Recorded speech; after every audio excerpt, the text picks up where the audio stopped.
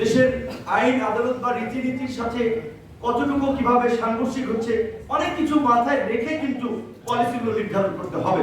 শুধুমাত্র আবেগ থেকে বললে হবে না। কেউ বলেছে না আবু সাইদের মায়ের কাছে শপথ দেওয়া শহীদ মিনারের টিএসসিতে, এইভাবে রাষ্ট্র হয় না ভাই।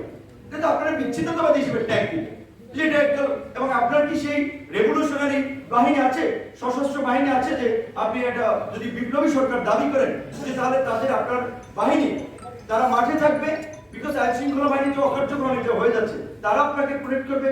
৭৫-এর পরে যে খুব পাল্টা খুব বিপ্লব প্রতি বিপ্লব হয়েছে সেগুলো আবার হবে না, সেটার জন্য আপনার প্রস্তুতি আনসার সামান্য আনসার ঠেকাই দিন ছাত্র জনতাকে লাগে। এই ছাত্ররা আন্দোলন করেছে সেটা ঠিক, বিভিন্ন রাজনৈতিক দলের সমর্থকরা ছিল। এখন কিন্তু রাজনৈতিক দলের সমর্থকরা বাস্তবতা এটা আমরা আলাপ আলোচনা করি তো অনেকে কিন্তু এই চায় না যে ছাত্রদের প্ল্যাটফর্ম, যেহেতু তারা একটা রাজনৈতিক দলের ঘোষণা দিয়েছিল রাজনীতি করবে, তো তারা আবার রাজনীতিতে খুব তারা মানে অনেকে ভাবছে অনিলেভেলের মতো এই ধরনের ইন্টারিম গভর্নমেন্ট থাকলে বিভিন্ন কিংস পার্টি তৈরি হয়, আবার একটা কিংস পার্টি তৈরি হচ্ছে কিনা এই আশঙ্কা থেকেও কিন্তু রাজনৈতিক দলের মধ্যে একটা বড় ধরনের সংখ্যা আছে, আলাপ আলোচনা চলছে। সেই কারণে এখন কিন্তু ছাত্রদের কাজে আবার রাজনৈতিক দলগুলো আগের মতো আনকন্ডিশনাল সমর্থন কিন্তু দিতে চাচ্ছে না। বাস্তবতা কিন্তু আপনাদেরকে রিয়ালাইজ করতে হবে।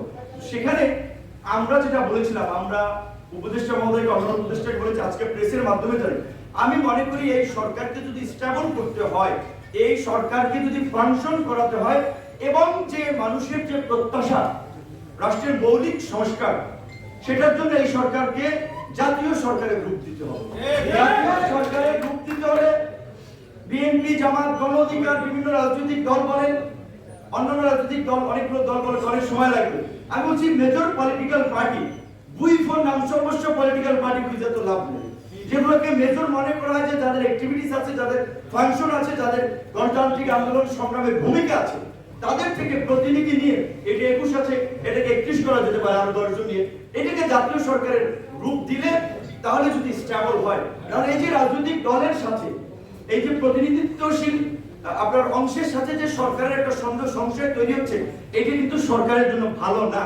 এবং এখানে আমাদের একটা সংখ্যা আছে, ইউনূস স্যারের মতো একজন ব্যক্তি, তার যে অবস্থান এবং মর্যাদা, তিনি তো কোনো বদনাম নিশ্চয়ই নিবেন না। তো যদি দেখেন যে রাজনৈতিক প্রেশার তৈরি হচ্ছে ইলেকশনের জন্য, সংস্কার হোক বা না হোক, আমার ধারণা তিনি তার এই বদনাম নিবেন না, তিনি অতি দ্রুত সময়ের মধ্যে একটা ইলেকশন দিয়ে দিতে পারেন। তো ইলেকশন যদি হয়ে যায়, সেই ক্ষেত্রে আমরা তো দেখেছি ৯০-এ ৩টা রাজনৈতিক জোট, বিএনপির নেতৃত্বে ছিল, আওয়ামী লীগের নেতৃত্বে ছিল, বামদের নেতৃত্বে ছিল, তারা ৩ জোটের রূপরেখায় কমিটমেন্ট করেছিল যে বিষয়গুলো পরবর্তীতে ওই সেই কবিতার মতো কেউ কথা রাখেনি, যে ডাকসুর সর্বদলীয় ছাত্র আন্দোলনে এর সাথে পতন হয়েছিল, সেই ডাকসু তো আওয়ামী লীগের নেই, বিএনপি গত কয়েক বছর ২৮ বছর পরে একবার আমরা বিপি হওয়ার সুযোগ পেয়েছিলাম। তো